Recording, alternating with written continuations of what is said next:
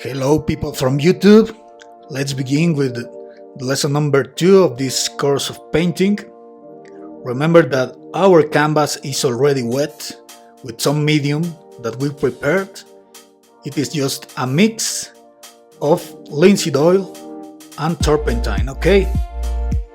It is 1 part of linseed oil and 3 parts of turpentine.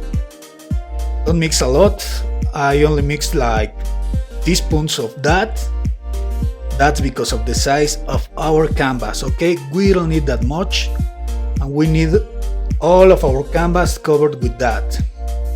Then here I'm adding a layer of white paint right in the middle, but look that I'm skipping the parts at the top and at the bottom of the canvas.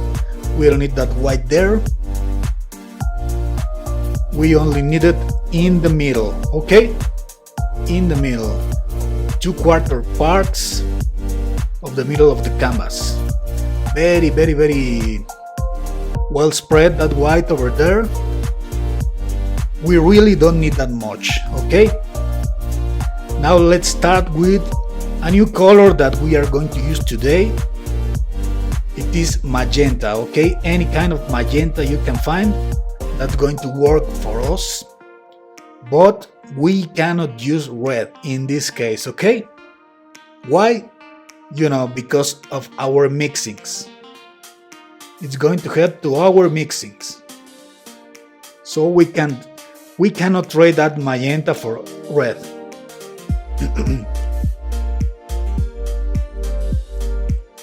Okay, we are already establishing the horizon line right with that magenta. It's about 1/3 from the bottom to the top, and with the same brush, I'm using the exact same brush. We're gonna start with ultramarine blue at the top. I didn't change my brush nor washed it, okay? Very well spread that blue at the top. Rub it, work it around, work the edges. We won't need that much, okay? You already could see there on my palette that I'm not using that much paint on my palette because of the size of the canvas. We don't need that much. A little dot out of the tube, please. And same brush, a little bit more of blue. Now we're gonna mix that with our magenta right on the canvas. We're not doing mixings on our palette right now. Everything is done on the canvas. It's one of the mixing techniques, of course. Okay. We're going to start to get a little bit of a purplish blue or a violet, okay? We're gonna work that middle white right above the magenta. It's gonna be kind of a big cloud that is gonna be sitting over there. But we're going to use our Instagram mix, our Instagram filter, that little trick. But in this case, we're not going to use the black here in the clouds, okay? However, we're going to use that darker color right at the top, which is this ultramarine blue. That's one of the reasons we didn't add white at the top, okay? The white, remember, it's only on the central part of the canvas. The reason, if we have white at the top of the canvas, what's going to happen is that our blue is going to be a little bit lighter, and we don't want that. We want that to happen right here, where you can see we are starting to create that kind of a cloudy shape with the help of the paint that we are dragging from what we already laid down on the canvas, okay? I am not adding more paint at this point. I'm just dragging whatever we already have there. These are pretty much random movements of my hand, and as you can see, I'm pressing a little bit harder. You can see the canvas moving around a little bit here and there. That's to drag the paint around, okay? The paint we already have there. I'm gonna pick a little bit of white on my brush, the same brush. We haven't changed it. And I'm gonna soften this lower edge of the magenta, okay? And I'm thinking that, yeah, we'll do that later, but I'm going to show you something about the mixing colors, please. Just wait for me, let me soften these edges a little bit more. We want this to be very, very ethereal. Our sky in this case is not going to drag that more attention, so we want it very, very soft, very, very loose, very, very kind of misty. Okay, now our attention is going to be at the front, on our foreground. That we're going to work pretty much the same as we did in lesson 1. Why are we doing this?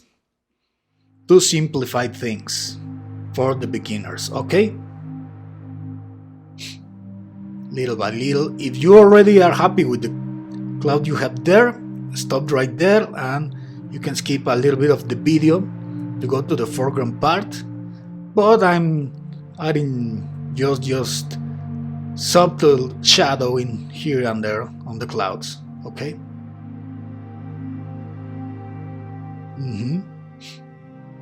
If you feel you need a little bit more of paint, pick it from the palette, but if you don't need it, just pull the paint that you already have there. And keep going with these cottony shapes that we have here. Remember, we're doing all this work because we want it very, very loose, very, very misty, kind of distant. Let's start to work with the foreground. Again, pure black, same brush that I used, just to spread it around.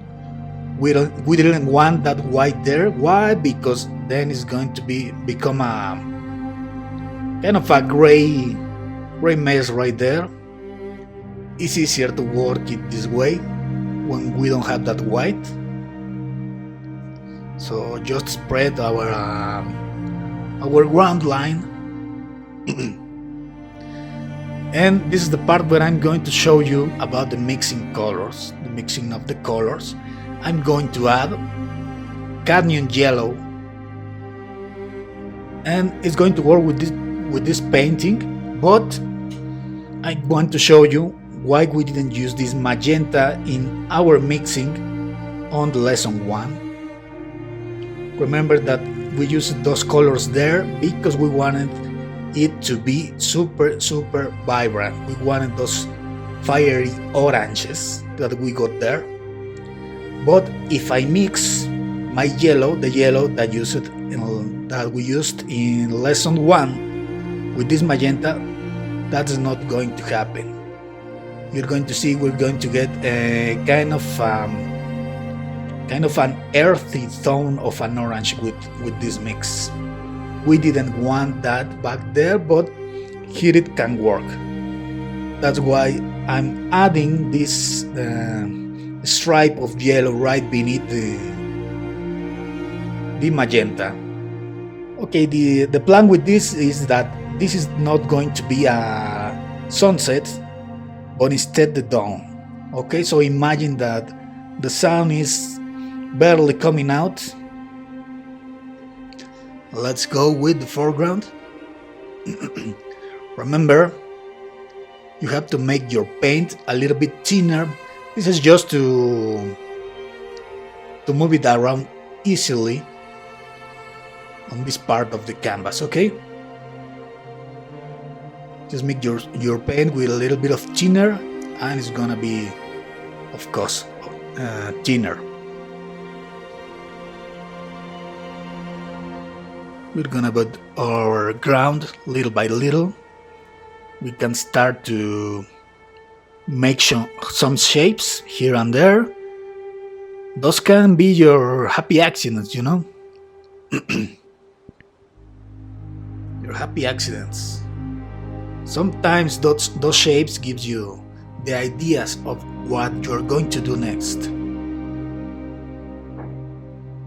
Remember, I already have a kind of a loose idea of what I'm going to do, but if something appears that I like on my mind, of course, I'm gonna try to do it for you.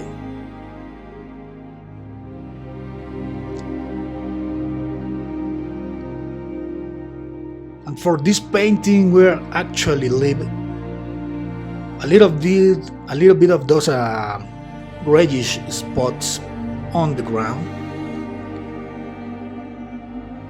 to give that sensation of mud, of rocks. Maybe, I don't know, like a little trail or something happening right there.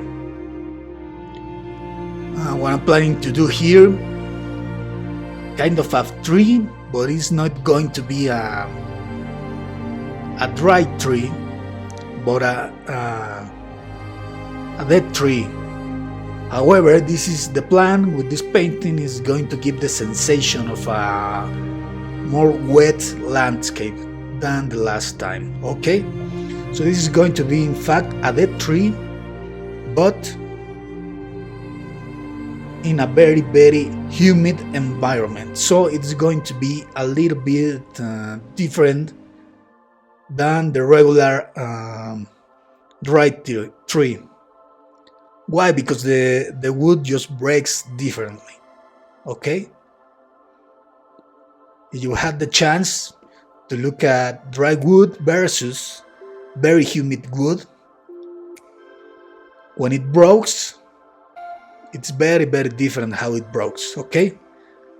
We're gonna try to communicate that on this tree. And on this side, I'm not going too much, it's just going to be in kind of a rocky form. It's really to cover this part with black to create that sensation of framing that we achieved on the last painting by surrounding the perimeter with super dark colors. We're going to do kind of the same here, okay? Rocky form here. Sometimes it's good that you stop for a little bit and look at your painting and think what you're going to do next, okay? Yeah, I'll just refine the shapes a little bit more. We're going to work this tree a little bit more later. But now let's go with the root part. A little bit of the sensation that this broke right here.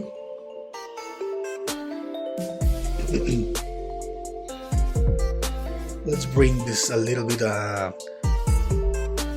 further in height.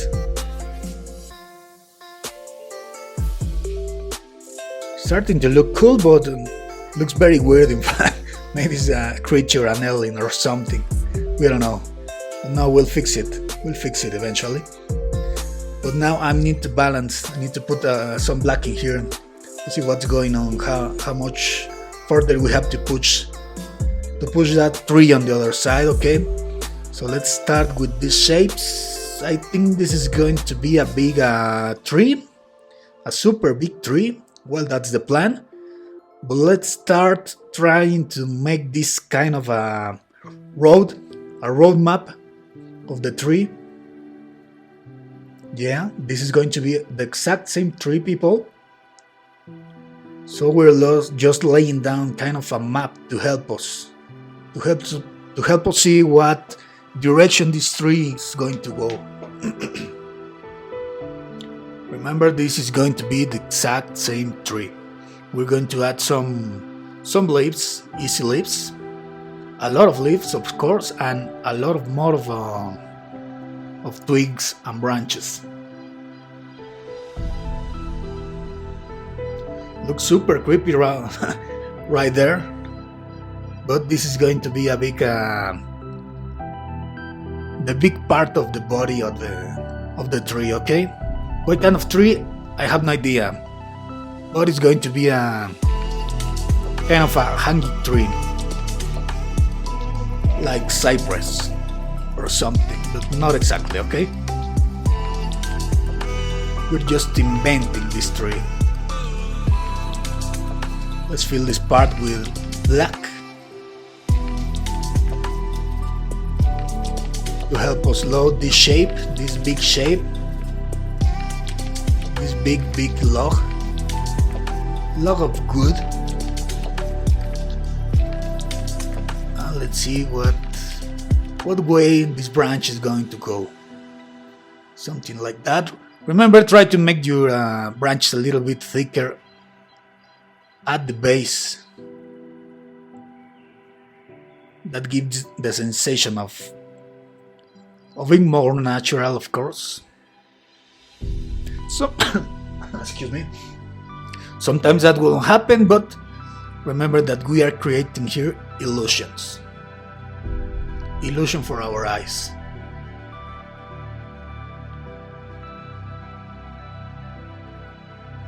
Okay, it no longer looks just like a big mess. This is starting to take shape, good shape in my opinion. And with that background, it looks super pretty, super vibrant too. Again, we are using a lot of contrasts. Our white back there and our black here. Of course, the super dark blue we used right at the top is helping us too, but it's not as dark as the black, okay? But it's helping us too. And of course, the magenta is a super vibrant color too. As I was telling you before, you cannot use red in this painting. You have to use magenta. You cannot use alizarin. You cannot use medium reds, cadmium reds, because the mix with the blue is going to be super dark, almost like brownish, a brownish red. Okay, that kind of mix also has its uses, but we don't need it right now. Okay.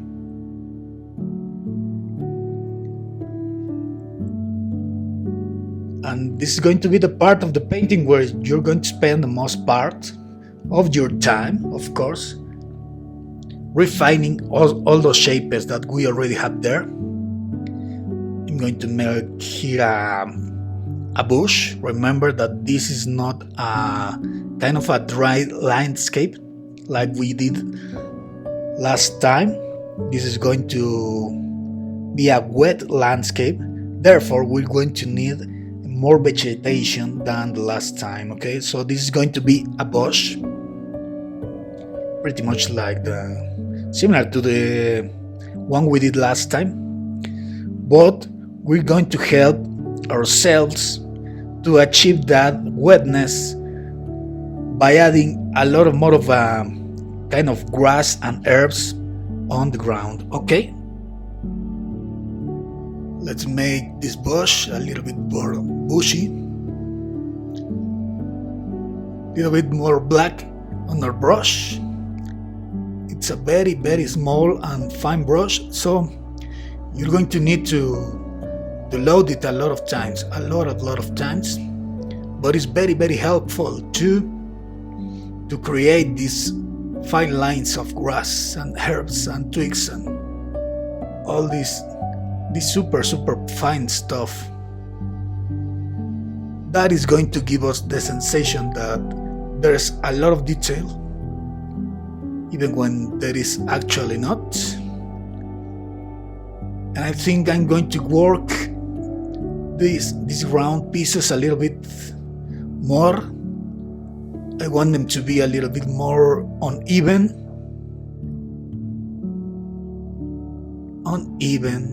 to give us the sensation that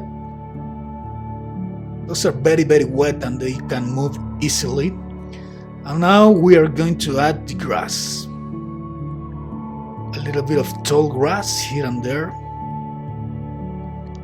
Kind of random, but it's going to help you to develop your hand movement.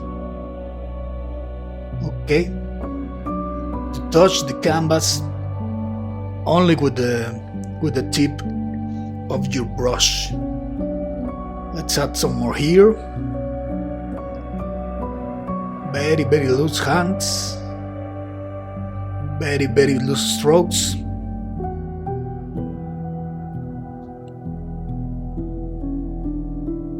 Let them overlap against each other.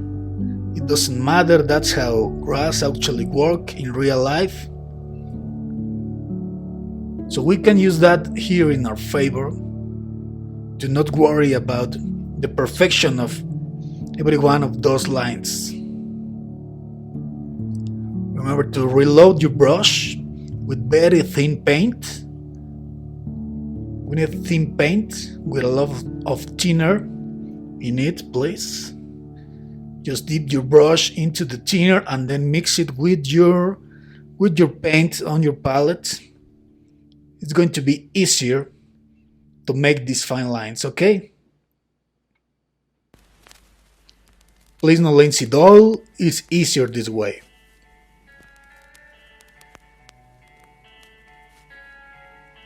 It's easier with the thinner because it's going to be cutting all the paint we already laid down on our canvas. So we are not going to have adherence problems. Yeah, it's looking cool, I think. Let's make kind of a shape here. A branch or a bigger twig. It's a little bit random. But we need to be sure that it looks kind of grass on the ground, a little bit tall.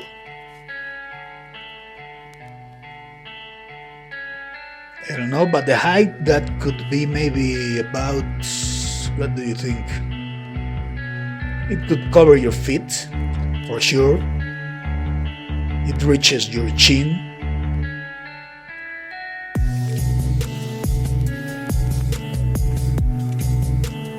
Okay, I'm going to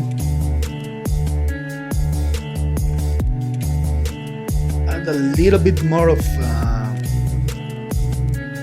parts of wood broken here on this tree. It looks pretty different from the last one that was only dry. What do you think happened to this? I don't know, maybe maybe it was struck by a thunder, maybe it only fell because of its own weight.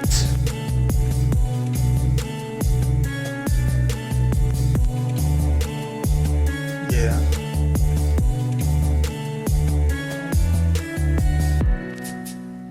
Reload your brush, please. Remember to do it, the smaller your brush is, the more time you're going to need to reload it, because it holds less paint.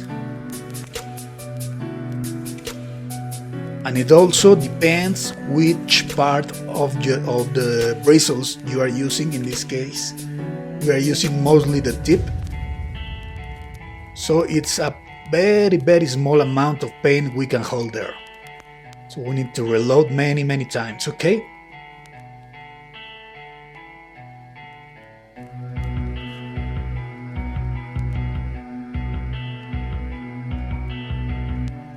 Here you can see how am I using the full body of the bristles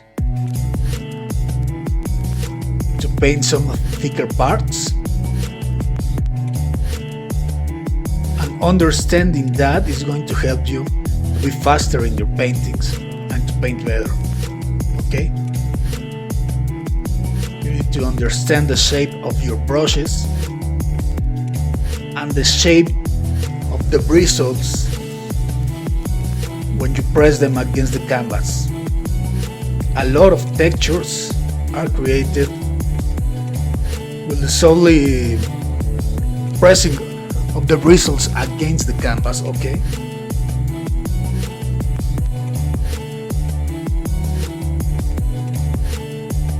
That being said, you don't need every single shape of brush out there to paint. Most of the painters only use, I don't know, like 3 types: round brush, flat brush, and whatever else they want. Those 2 are kind of the norm.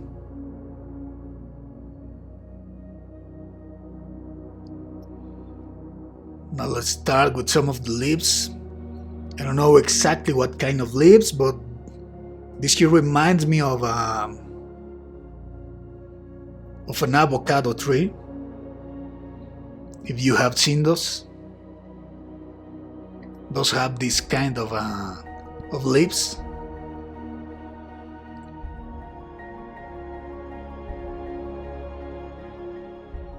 And I'm having a little bit of a hard time here because I have the camera right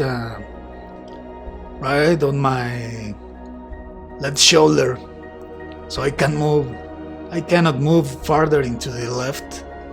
I have to twist my hand more than I would like to, so it's getting a little bit hard to make this shape. These shapes here very loosely.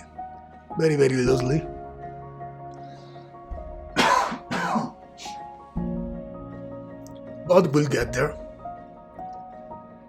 I'm throwing some, you can see like floating leaves, but they won't be actually floating. We're going to add branches to hold them later on. Remember, we're still mapping what we're going to do with this tree. We had the base, and now we're kind of filling the blanks. Branches on the branches we already have, leaves, more leaves. Leaves to those branches, but also leaves that are going to help us to determine where our branches are going to go.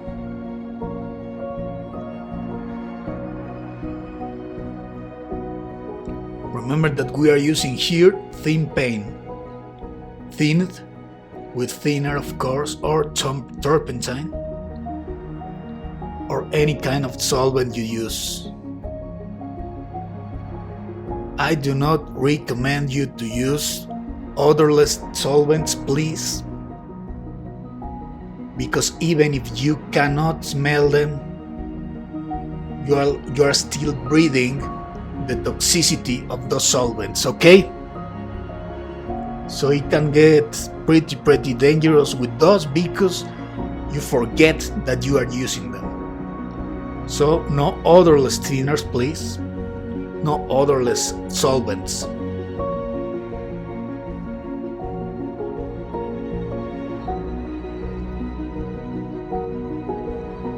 What shapes are these? Basically, in my mind and in my hand, I am drawing a S shape that then I connect with another S shape. Okay? That's how I am getting these shapes of leaves.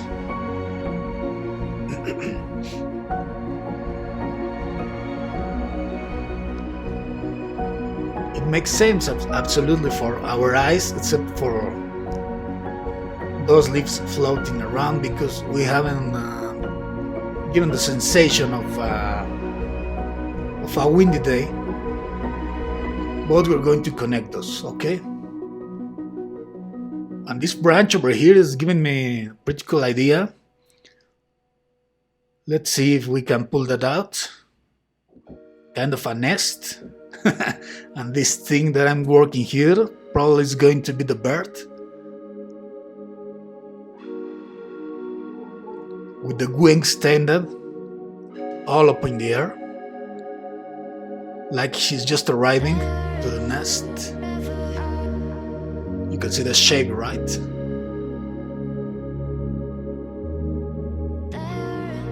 Let's hope you can see the shape. Let's add more foliage over here. We continue mapping if we want to.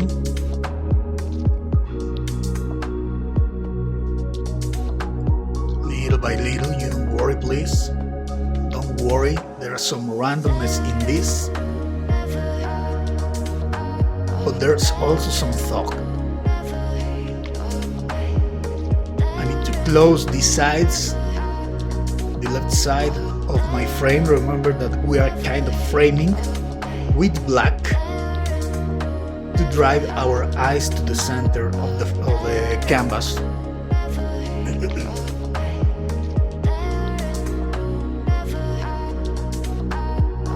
Why? To keep the eyes within the piece.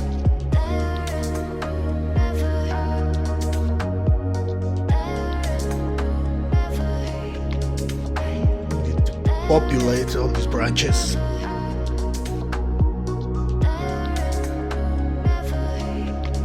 It's pretty funny how the shape of a branch is similar to the shape of these leaves,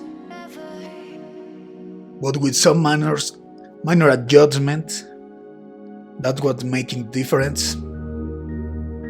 One of the biggest differences is the length, of course, and that the leaves are a bit more crackly.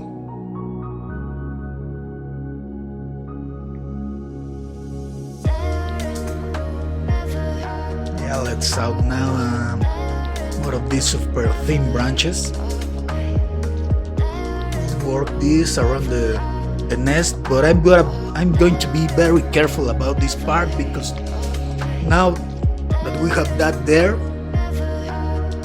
I want to leave it readable. If you can see the bird on the nest. Okay, here, there's no problem now here. We're going to need to add more branches.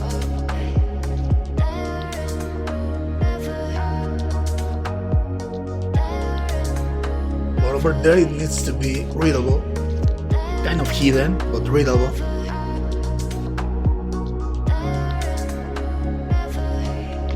Okay, now let's start connecting all these leaves. Those will make sense, you'll see. You don't worry about that.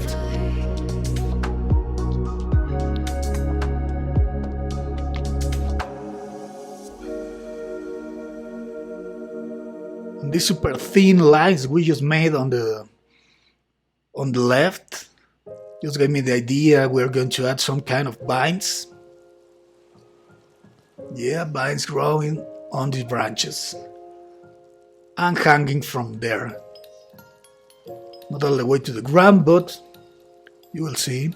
I bet you've seen those kind of trees.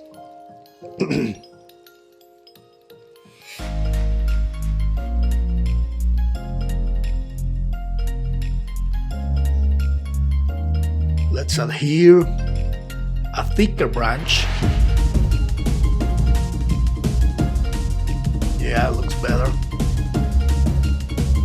Even when we killed some of the stuff we already have there, it makes more sense with the super thick part of the tree that we have on the right.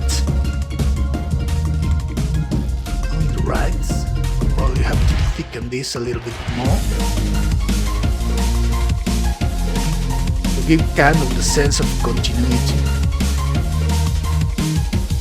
from this big part of the tree over here. Yeah, that's cool. That looks cool.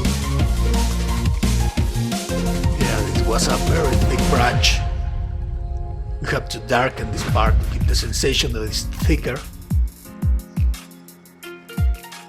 Keep blowing the brush.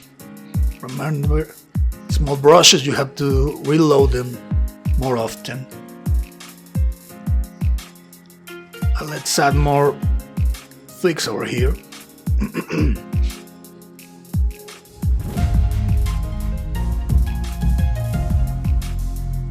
Yeah, I'm liking this. Looks a bit creepy, but not that creepy, you know. One of those trees that could scare you at the night. With the right light, of course. Those can be pretty scary.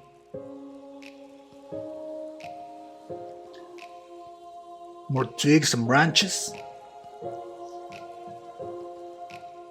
By logic, this should have more leaves over there, but I think we're going to have those kind of like that to avoid overworking this part, because we already have a lot of black over here.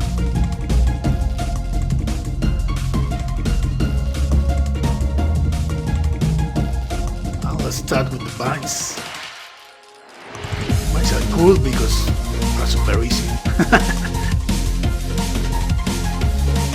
Just look for a tip where you can hang them from and just pull softly with your brush, very softly.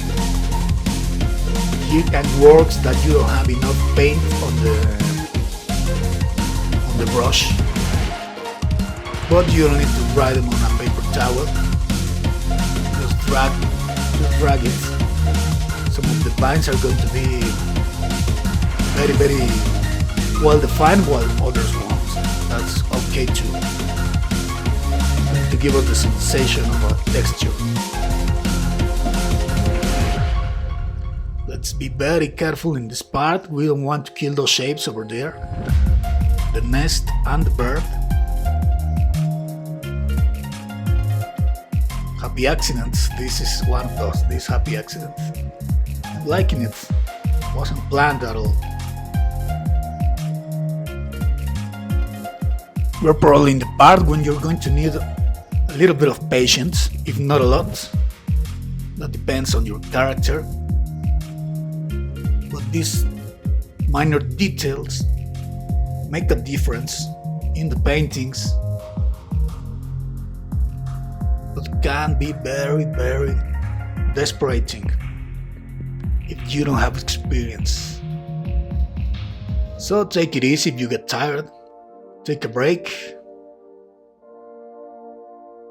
or watch a movie on Netflix and you can go finish this later. You don't have to finish this in one sit. You don't have to finish this in one sit. Don't get tired of this, please. Don't get sick of this. More vines here in the middle. Let's connect them over here to this branch that is kind of thick. Let's be very careful here, this part. We don't want to mess it. Our tree, our nest, with our bird. Work it little by little. Some branches that are we can randomly. The direction, some of the foundation that the bird built there. Yeah, the nest looks a little bit thicker. Calls more towards the eye to have a big kind of plaster of black there. It's going to draw some attention. People is going to ask what is that plaster there. It's going to look a little bit closer, and I'm gonna try to convert these leaves into another bird. Let's hope we can make it. This guy is also with the